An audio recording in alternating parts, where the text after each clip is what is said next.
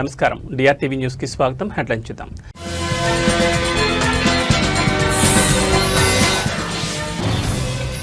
ఇక తెలుగులోనే గూగుల్ ఏఐతో సంభాషణ, అందుబాటులోకి కొత్త ఫీచర్లు, గూగుల్ సెర్చ్లో తెలుగుకు పెద్దపీట.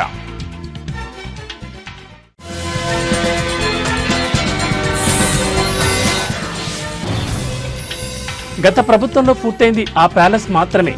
గత 5 ఏళ్ల జగన్ పాలనలో రాష్ట్రం తిరోగమనం పట్టిందన్న నారా లోకేష్.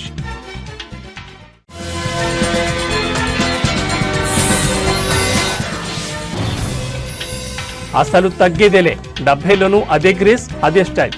ఇంటర్నెట్లో వైరల్ అవుతున్న మెగాస్టార్ కొత్త ఫోటోషూట్.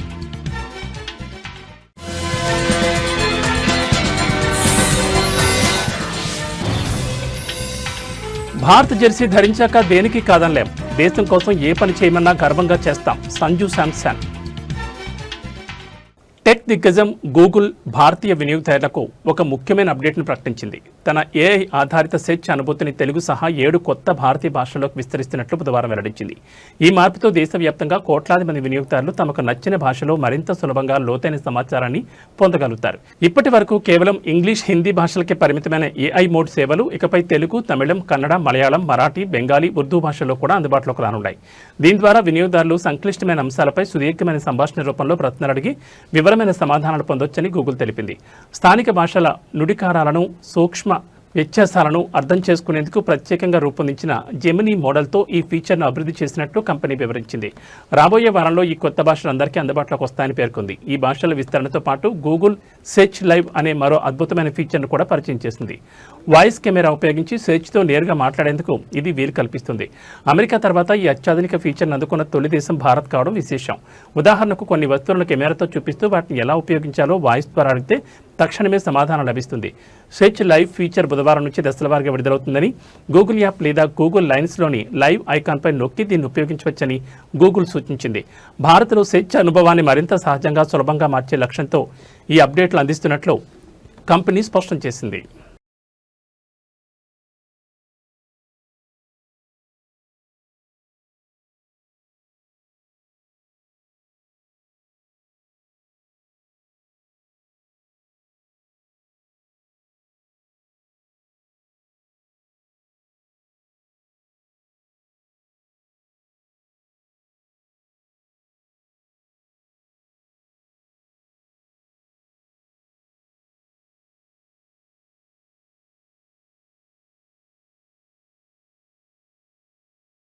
ఆంధ్రప్రదేశ్లో గత 5 ఏళ్ల వైఎస్ఆర్ కాంగ్రెస్ పార్టీ పాలనలో అభివృద్ధి పూర్తిగా ఆగిపోయిందని, రాష్ట్ర ప్రతిష్ట దెబ్బతిందని ఐటీ, మానవ వనరుల శాఖ మంత్రి నారా లోకేష్ తీవ్రంగా విమర్శించారు. తాము అధికారంలోకి వచ్చాక బ్రాండ్ ఆంధ్రప్రదేశ్ను పునరుద్ధరించేందుకు కృషి చేస్తున్నామని, ఇప్పటికే భారీగా పెట్టుబడులను ఆకర్షించామని ఆయన తెలిపారు. ప్రముఖ జాతీయ ఆంగ్ల పత్రిక బిజినెస్ స్టాండర్డ్ కోసం రాసిన ప్రత్యేక వ్యాసంలో లోకేష్ ఈ కీలక వ్యాఖ్యలు చేశారు. 2019 నుంచి 2024 మధ్యకాలంలో రాష్ట్రం తీవ్రంగా నష్టపోయిందని లోకేష్ ఆవేదన వ్యక్తం చేశారు. అమరావతి నిర్మాణానికి సింగపూర్ భాగస్వామ్యాన్ని రద్దు చేయడం, అంతర్జాతీయ సంస్థలతో కుదుర్చుకున్న విద్యుత్ కొనుగోలు ఒప్పందాలను వెనక్కి తీసుకోవడం వంటి చర్యలతో పెట్టుబడిదారుల విశ్వాసం దెబ్బతిందని ఆయన ఆరోపించారు. తమ హయాంలో 72% పూర్తయిన పోలవరం ప్రాజెక్టు పనులు గత 5 ఏళ్లలో కేవలం 3% ముందుకు సాగాయని విమర్శించారు. ఆ కాలంలో విజయవంతంగా పూర్తయిన ఏకైక ప్రాజెక్టు మాజీ ముఖ్యమంత్రి జగన్మోహన్ రెడ్డి కోసం కట్టిన 550 కోట్ల ప్యాలెస్ మాత్రమేనని లోకేష్ ఎద్దేవా చేశారు. 2024లో చారిత్రక తీర్పుతో తాము అధికారంలోకి వచ్చాక రాష్ట్ర ఆర్థిక వ్యవస్థను చక్కదిద్దడం, ప్రతిష్టను పునర్నిర్మించడంపై దృష్టి సారించామని తెలిపారు. గడిచిన 17 నెలల్లోనే 10.7 ట్రిలియన్ల విలువైన పెట్టుబడులను ఖరారు చేశామని, అనేక ప్రాజెక్టులు నిర్మాణ దశలో ఉన్నాయని వివరించారు. రాష్ట్రంలో పెట్టుబడి పెట్టేందుకు ఎల్జీ, ఆర్సెలర్ మిట్టల్ వంటి ప్రఖ్యాత సంస్థలు ముందుకొస్తున్నాయని, ఇది తిరిగి వస్తున్న విశ్వాసానికి నిదర్శనమని అన్నారు. రాబోయే రోజుల్లో పెట్టుబడులను మరింత ఆకర్షించేందుకు నవంబర్ 14-15 తేదీల్లో వైజాగ్లో సిఐఐ భాగస్వామ్య సదస్సు నిర్వహించనున్నట్లు లోకేష్ ప్రకటించారు. మరో 10 ట్రిలియన్ల పెట్టుబడులను సాధించే లక్ష్యంగా ఈ సదస్సు ఉంటుందని తెలిపారు. తమ ప్రభుత్వం ఒక స్టార్టప్ కంపెనీలా వేగంగా, క్రమశిక్షణతో పనిచేస్తోందని, పెట్టుబడిదారులు ఎదుర్కొనే సమస్యల పరిష్కారానికి తాను వ్యక్తిగతంగా వాట్సాప్లో అందుబాటులో ఉంటానని భరోసా ఇచ్చారు. రాష్ట్రాల మధ్య ఆరోగ్యకరమైన పోటీ దేశ ప్రగతికి దోహదపడుతుందని, ప్రధాని నరేంద్ర మోడీ, కేంద్ర మంత్రి అశ్విని వైష్ణవ్ నుంచి తమకు పూర్తి సహకారం అందుతోందని లోకేష్ తన వ్యాసంలో పేర్కొన్నారు.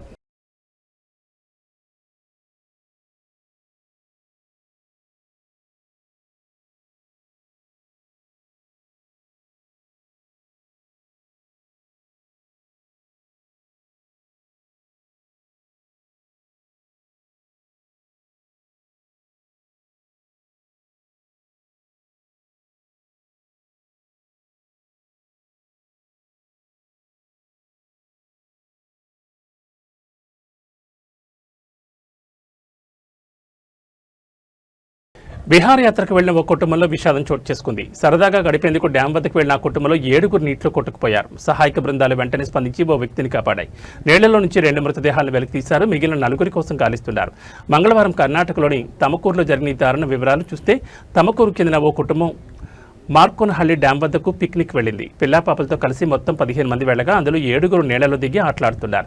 ఇంతలో ఎలాంటి హెచ్చరికలు చేయకుండానే డ్యాం అధికారులు సడన్ గా నీళ్లు వదిలారు. దీంతో నీటి ఉధృతి పెరిగి 7గురు కొట్టుకుపోయారు. సమాచారం అందుకున్న పోలీసులు వెంటనే సంఘటనా స్థలానికి చేరుకున్నారు. సహాయక బృందాలతో కలిసి నవాజ్ అనే వ్యక్తిని కాపాడి బొడ్డుకు చేర్చారు. గల్లంతైన వారి కోసం నీళ్లలో వెతుతుండగా 2 మృతదేహాలు బయటపడ్డాయి. మిగతా 4 కోసం గాలిస్తున్నామని, ఈ రోజు ఉదయం వరకు కూడా వారి ఆచూకీ లభ్యం కాలేదని పోలీసులు తెలిపారు. గల్లంతైన వారంతా మహిళలు, పిల్లలేనని వారు పేర్కొన్నారు.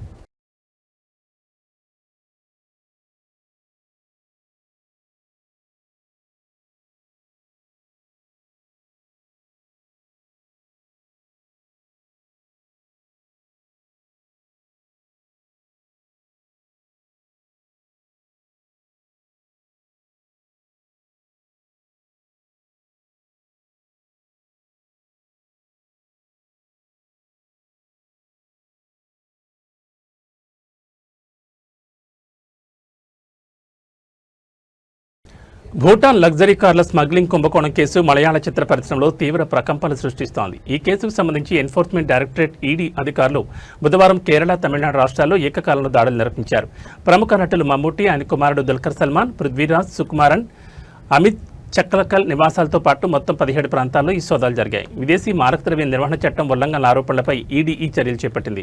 భూటాన్, నేపాల్ మార్గాల ద్వారా Toyota land cruiser, land rover defender వంటి ఖరీదైన వాహనాలను అక్రమంగా దిగుమతి చేస్తున్న ముఠాపై తమకు ఖచ్చితమైన సమాచారం అందిందని ఈడీ అధికారులు తెలిపారు. ఈ ముఠా భారత సైన్యం, అమెరికా రాయబార కార్యాలయం, విదేశాంగ మంత్రిత్వ శాఖ పేరుతో నకిలీ పత్రాలు సృష్టించి అరుణాచల్ ప్రదేశ్, హిమాచల్ ప్రదేశ్ వంటి రాష్ట్రాల్లో అక్రమంగా వాహన రిజిస్ట్రేషన్లు పొందినట్లు అధికారులు గుర్తించారు. ఆ తర్వాత ఈ కార్లను సినీ ప్రముఖులతో సహా పలువురికి తక్కువ ధరకు విక్రయించినట్లు ఆరోపణలున్నాయి. ఆపరేషన్ లుమ్ఖోర్ కింద కస్టమ్స్ అధికారులు స్వాధీనం చేసుకున్న తన కారును విడుదల చేయాలని కోరుతూ దుల్కర్ సల్మాన్ కేరళ హైకోర్టును ఆశ్రయించేందుకు అనుమతి పొందిన మరుసటి రోజే ఈడీ దారులు జరగడం విశేషం. దుల్కర్ తరపున న్యాయవాది వాదిస్తూ ఆ కారును 2004లో రెడ్ క్రాస్ కోసం చట్టబద్ధంగా దిగుమతి చేశారని, ఆ తర్వాత తాము కొనుగోలు చేశామని కోర్టుకు తెలిపారు. అయితే కేసు విచారణ కొనసాగుతున్నందున కారును సీజ్ చేసే హక్కు తమకుందని కస్టమ్స్ అధికారులు వాదించారు. కేరళలో ఇలాంటి అక్రమ దిగుమతి కార్లు 150కి పైగా ఉన్నాయని, వాటిలో ఇప్పటికే 40 వాహనాలను అధికారులు స్వాధీనం చేసుకున్నారని సమాచారం. ఈడీ రంగంలోకి దిగడంతో ఈ కేసు విచారణ మరింత వేగవంతం కానుందని, మరికొంతమంది ప్రముఖుల పేర్లు బయటకు వచ్చే అవకాశం ఉందని భావిస్తున్నారు.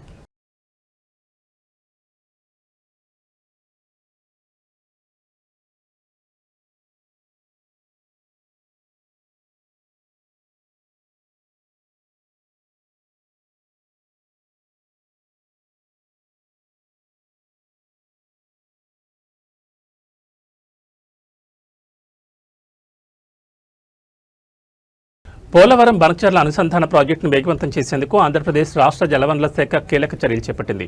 ప్రాజెక్టుకు సంబంధించిన సమగ్ర ప్రాజెక్టు నివేదిక రూపకల్పనకు అనుభవజ్ఞులైన కన్సల్టెన్సీని ఎంపిక చేయాలని నిర్ణయించి 9.20 కోట్ల అంచనా వ్యయంతో టెండర్లను ఆహ్వానించింది. ఈ మేరకు టెండర్ ప్రకటన వెలువడింది. కేంద్ర జలసంఘం మార్గదర్శకాలకు అనుగుణంగా పూర్తిస్థాయి DPRను రూపొందించడం, కేంద్ర ప్రభుత్వ అనుమతులు పొందడం, ఇతర సంబంధిత ప్రక్రియలను పూర్తి చేయడం వంటి బాధ్యతలు ఎంపికైన కన్సల్టెన్సీకి అప్పగించబడతాయని అధికారులు స్పష్టం చేశారు.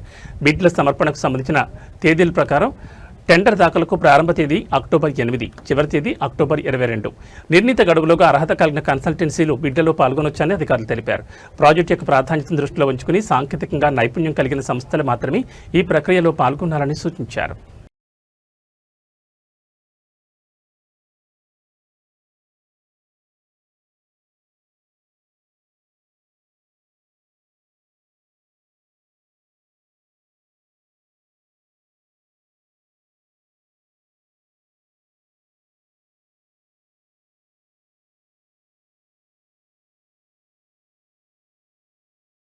రాష్ట్ర వ్యాప్తంగా సంచలనం సృష్టించిన మొలకల చెరువు నకిలీ మద్యం తయారీ కేసు దర్యాప్తులో కీలక పరిణామం చోటు చేసుకుంది. ఈ కేసుకు సంబంధించి తెనాలికి చెందిన వైసీపీ నేత కొడాలి శ్రీనివాసరావును ఎక్సైజ్ ఎన్ఫోర్స్మెంట్ అధికారులు అరెస్ట్ చేశారు. ఈ కేసులో 12వ నిందితుడిగా ఉన్న శ్రీనివాసరావు కల్తీ మద్యం తయారీకి ఉపయోగించిన షెడ్ను తన పేరు మీద లీజుకు తీసుకున్నట్లు అధికారులు గుర్తించారు. కొంతకాలంగా తెనాలిలోని ఐతానగర్ అపార్ట్మెంట్లో కుటుంబంతో నివసిస్తున్న శ్రీనివాసరావు కోసం ఎక్సైజ్ అధికారులు గాలింపు చేపట్టారు. అయితే అధికారుల రాకను పసిగట్టిన ఆయన ఇప్పటికే పరారయ్యారు. దీంతో ప్రత్యేక నిఘా పెట్టిన అధికారులు తప్పించి తిరుగుతున్న శ్రీనివాసరావును తెనాలిలో చాకచక్యంగా అదుపులోకి తీసుకున్నారు. స్థానిక సమాచారం ప్రకారం కొడాలి శ్రీనివాసరావు తెనాలిలో వైసీపీలో క్రియాశీలక నేతగా వ్యవహరించినట్టు తెలుస్తోంది. అంతేకాకుండా 2024 సాధారణ ఎన్నికల సమయంలో వైసీపీ తరపున పోలింగ్ ఏజెంట్గా కూడా పనిచేస్తారని సమాచారం. ఈ నేపథ్యంలో ఆయన అరెస్ట్ కేసులో రాజకీయ కోణాన్ని తెరపైకి తెచ్చింది. అరెస్ట్ అనంతరం అధికారులు ఆయన నివాసంలో సోదాలు నిర్వహించినప్పటికీ కేసుకు సంబంధించి ఎలాంటి ఆధారాలు లభ్యం కాలేదని తెలిసింది. శ్రీనివాసరావు అరెస్టుతో ఈ నకిలీ మద్యం దందా వెనుక ఉన్న మరిన్ని సంచలన విషయాలు, కీలక వ్యక్తుల ప్రమేయం బయటకొచ్చే అవకాశం ఉందని దర్యాప్తు బృందాలు భావిస్తున్నాయి.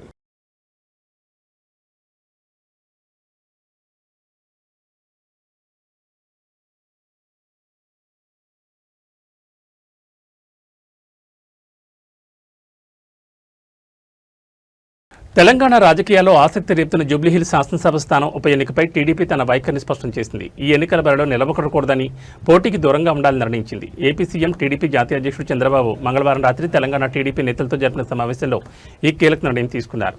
మంగళవారం అమరావతిలోని ముఖ్యమంత్రి క్యాంపు కార్యాలయంలో తెలంగాణలోని పలు జిల్లాలకు చెందిన టీడీపీ ముఖ్య నేతలతో చంద్రబాబు సమావేశమయ్యారు. పొద్దుపోయేంత వరకు సుదీర్ఘంగా సాగిన ఈ భేటీలో జూబ్లీహిల్స్ ఉప ఎన్నికపై ప్రధానంగా చర్చించారు. పార్టీ శ్రేణులు ప్రస్తుతం ఎన్నికలకు పూర్తి స్థాయిలో సిద్ధంగా లేరన్న అభిప్రాయం సమావేశంలో వ్యక్తమైంది. దీంతో పోటీ నుంచి తప్పుకోవడమే సరైందని అధినేత నిర్ణయించారు. అదే సమయంలో పొత్తు ధర్మానికి కట్టుబడి ఉండాలని చంద్రబాబు నేతలకు స్పష్టం చేశారు. ఏపీలో బీజేపీ, జనసేన పార్టీలతో టీడీపీకి పొత్తున్నందున తెలంగాణలో బీజేపీకి వ్యతిరేకంగా వెళ్లడం సరికాదని ఆయన అభిప్రాయపడ్డారు. ఒకవేళ బీజేపీ నాయకత్వం అధికారికంగా మద్దతు కోరితే వారితో కలిసి పనిచేయాలని, లేని పక్షంలో తటస్థంగా ఉండాలని దిశానిర్దేశం చేశారు. అయితే కాంగ్రెస్ లేదా బీఆర్ఎస్ పార్టీలకు మద్దతు ఇచ్చే ప్రసక్తే లేదని ఆయన స్పష్టం చేశారు. తెలంగాణ ప్రజల్లో టీడీపీ పట్ల ఇప్పటికీ అభిమానం ఉందని గుర్తు చేసిన చంద్రబాబు క్షేత్రస్థాయిలో ప్రజలతో మమేకమవుతూ పార్టీని తిరిగి బలోపేతం చేయడంపై దృష్టి సారించాలని నేతలకు సూచించారు.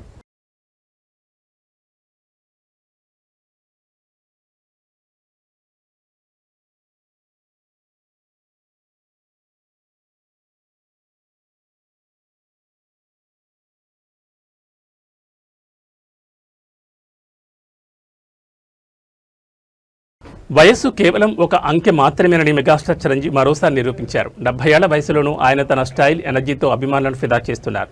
ఇటీవల రవి స్టూడియోస్ నిర్వహించిన ఒక ప్రత్యేక ఫోటోషూట్లో చిరంజీవి పాల్గొన్నారు. తన నివాసంలో జరిగిన ఈ షూట్లో ఆయన 5-6 రకాల కాస్ట్యూమ్స్ మార్చి ఫోటోలకు పోజులు ఇచ్చారు. ఈ ఫోటోలు ప్రస్తుతం సోషల్ మీడియాలో వైరల్ అవుతున్నాయి. ఈ ఫోటోలో చిరంజీవి లుక్స్ చూసిన నెటిజన్లు ఆశ్చర్యం వ్యక్తం చేస్తున్నారు. 70 ఏళ్లలో కూడా 40 ఏళ్ల కుర్రాళ్ళు అదరగొడుతున్నారు అంటూ ప్రశంసలతో కామెంట్లు పెడుతున్నారు. ఆయన ఫిట్నెస్, గ్రేస్ చూసి ముగ్ధులవుతున్నారు. ఇటీవల మన శంకర్ వరప్రసాద్ గారు సినిమాలోని ఓ పాటలో చిరంజీవి స్టైలింగ్ను కొన్ని విమర్శలు వచ్చిన సంగతి తెలిసిందే. అయితే ఈ కొత్త ఫోటోషూట్తో ఆ విమర్శలన్నింటికీ ఆయన స్టైలిష్గా సమాధానమిచ్చారని అభిమానులు భావిస్తున్నారు. సినిమాల విషయానికి వస్తే బోళాశంకర్ తర్వాత కొంత విరామం తీసుకున్న చిరంజీవి 2025లో మాత్రం వరుస ప్రాజెక్టులతో బిజీగా ఉండనున్నారు. ఆయన నటిస్తున్న మన శంకర్ వరప్రసాద్ గారు జనవరిలో విడుదల కానుండగా భారీ అంచనాలతో రూపొందుతున్న విశ్వంభర వేసవిలో ప్రేక్షకుల ముందుకు రానుంది. వీటితో పాటు దర్శకుడు బాబీతో ఒక పవర్ఫుల్ యాక్షన్ సినిమా, శ్రీకాంత్ వదిలి దర్శకత్వంలో మరో వైలెంట్ డ్రామా చేయనున్నారు. శ్రీకాంత్ వదిలి సినిమాలో చిరంజీవి సరికొత్త మేకవర్లో కనిపించనున్నారని సమాచారం. ఇవి కాకుండా మరో 2-3 ప్రాజెక్టులు కూడా చర్చల దశలో ఉన్నట్టు తెలుస్తోంది. ఈ వయసులోనూ ఆయన చూపిస్తున్న డెడికేషన్ ఎందరికో స్ఫూర్తిగా నిలుస్తోంది.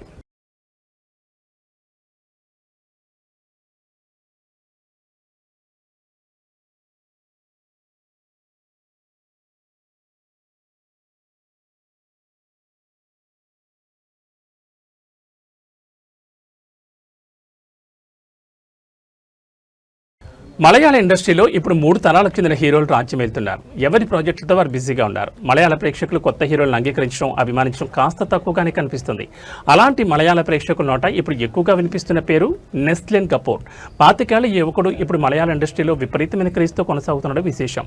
మలయాళ ఇండస్ట్రీ చాలా బలంగా కనిపిస్తుంది. ఇక్కడ వారసత్వ పోటీ కూడా బలంగానే ఉంటుంది. అలాంటి పరిస్థితుల్లో టీనేజ్లోనే సినిమాల్లోకి రావడం, హీరోగా తనకంటూ ఒక క్రేజ్ను, మార్కెట్ను తెచ్చుకోవడం అనుకున్నంత ఆషామాషి వ్యవహారం ఏం కాదు. అలాంటి పరిస్థితుల్లో తన జర్నీని మొదలుపెట్టిన నెస్లిన్ చిన్న సినిమాలతో పెద్ద విజయాలను సాధించడం బాగా కలిసొచ్చింది. నెస్లిన్ 19-20 ఏళ్ల వయసులోనే ఎంట్రీ ఇచ్చాడు. ఆ తర్వాత ఆయన చేసిన టీనేజ్ లవ్ స్టోరీస్ యూత్ను విశేషంగా ఆకట్టుకున్నాయి. ప్రేమలు 136 కోట్లను వసూలు చేస్తే లోక 300 కోట్లను రాబట్టింది. నెస్లిన్ చూస్తుంటే కెరియర్ ఆరంభంలో కమల్ను చూసినట్లుగా ఉందని, కమల్లోని అమాయకత్వం, ఆత్మవిశ్వాసం తన నెస్లిన్లో కనిపించాయని సీనియర్ దర్శకుడు ప్రియదర్శన్ అనడం గమనించాల్సిన విషయం. ఏదేమైనా చాలా చిన్న వయసులో నెస్లిన్ ఈ స్థాయి క్రేజ్ని సంపాదించుకోవడం చూసిన వాళ్ళు కుర్రాడు అదృష్టం మామూలుగా లేదే అనుకుంటున్నారు.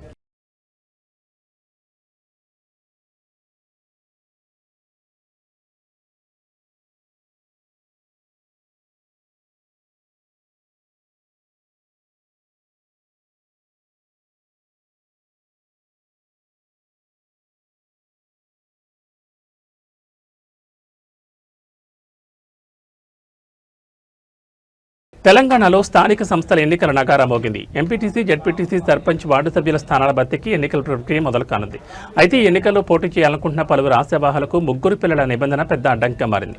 పొరుగు రాష్ట్రమైన ఆంధ్రప్రదేశ్లో ఈ నిబంధనను తొలగించినా తెలంగాణలో మాత్రం దీన్ని యథాతథంగా కొనసాగిస్తున్నారు. రాష్ట్ర ఎన్నికల సంఘం ప్రకటించిన షెడ్యూల్ ప్రకారం ఎంపీటీసీ, జెడ్పీటీసీ ఎన్నికలు 2 విడతల్లో, సర్పంచ్ ఎన్నికలు 3 విడతల్లో జరగనున్నాయి. ఈ నెల 9వ తేదీన నోటిఫికేషన్ విడుదల కానుండగా నవంబర్ 11 నాటికి ఎన్నికల ప్రక్రియ మొత్తం పూర్తి కానుంది. ఈ నేపథ్యంలో తెలంగాణ పంచాయతీరాజ్ చట్టం 2018 ప్రకారం ఇద్దరి కంటే ఎక్కువ సంతానం ఉన్నవారు పోటీకి అనర్హులు కావడంతో చాలా మంది ఆందోళన చెందుతున్నారు. అయితే ఈ కఠిన నిబంధన నుంచి కొన్ని ప్రత్యేక సందర్భాల్లో మినహాయింపులున్నాయి. చట్టంలోని కొన్ని వెసులుబాట్ల ప్రకారం ముగ్గురు పిల్లలు ఉన్నప్పటికీ కొందరు అభ్యర్థులు ఎన్నికల బరిలో నిలిచేందుకు అర్హత సాధించొచ్చు.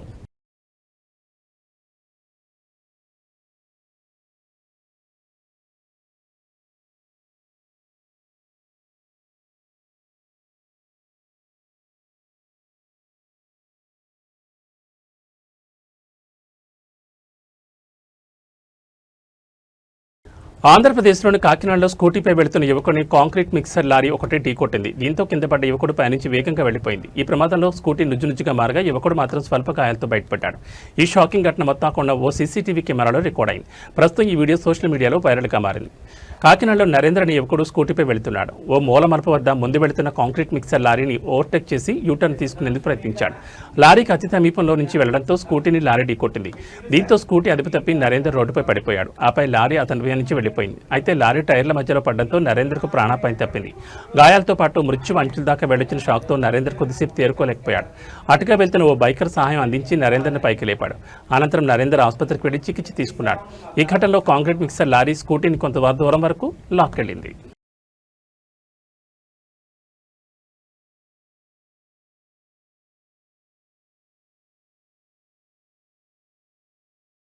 Team India wicket keeper batter Sanju Samson జట్టు కోసం ఏ త్యాగానికైనా సిద్ధమని ప్రకటించాడు. అవసరమైతే బ్యాటింగ్ ఆర్డర్లో చిట్ట చివరిన రావడానికే కాదు, లెఫ్ట్ ఆర్మ్ స్పిన్ బౌలింగ్ చేయడానికి కూడా సిద్ధమని సరదాగా వ్యాఖ్యానించాడు. ఇటీవల ముగిసిన ఆసియా కప్ 2025లో తన బ్యాటింగ్ స్థానం మారడంపై అడిగిన ప్రశ్నకు ఆయన ఈ విధంగా స్పందించాడు.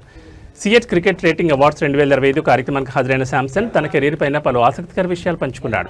గత కొంతకాలంగా టీ20 ఫార్మాట్లో ఓపెనర్గా రాణిస్తున్న సంజు శాంసన్ ఆసియా కప్లో మిడిల్ ఆర్డర్లో ఆడాల్సి వచ్చింది. వైస్ కెప్టెన్ శుభ్మన్ గిల్ జట్టులోకి తిరిగి రావడంతో శాంసన్ను మేనేజ్మెంట్ ఎక్కువగా 5వ స్థానంలో బ్యాటింగ్ పంపింది. ఈ మార్పుపై శాంసన్ మాట్లాడుతూ, భారత్ జెర్సీ ధరించిన తర్వాత దేనికి కాదనలేం. ఆ జెర్సీ ధరించడానికి డ్రెస్సింగ్ రూమ్లో ఉండడానికి నేను చాలా కష్టపడ్డాను. దేశం కోసం ఏ పని చేయమన్నా గర్వంగా చేస్తానని పేర్కొన్నాడు. తన కెరీర్ ప్రయాణాన్ని గుర్తు చేసుకుంటూ, నేను అంతర్జాతీయ క్రికెట్లోకి అడుగుపెట్టి 10 ఏళ్లు పూర్తయింది.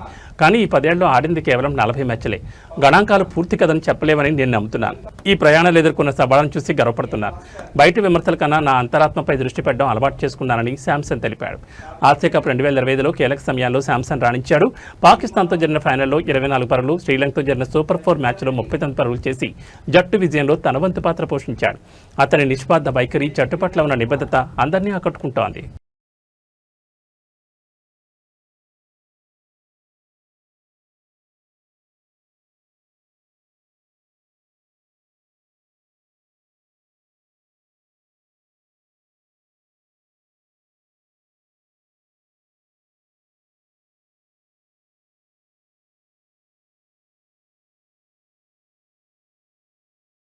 ఇవి బులెటిన్ విశేషాలు. మరో బులెటిన్లో మళ్ళీ కలుసుకుందాం. నమస్కారం.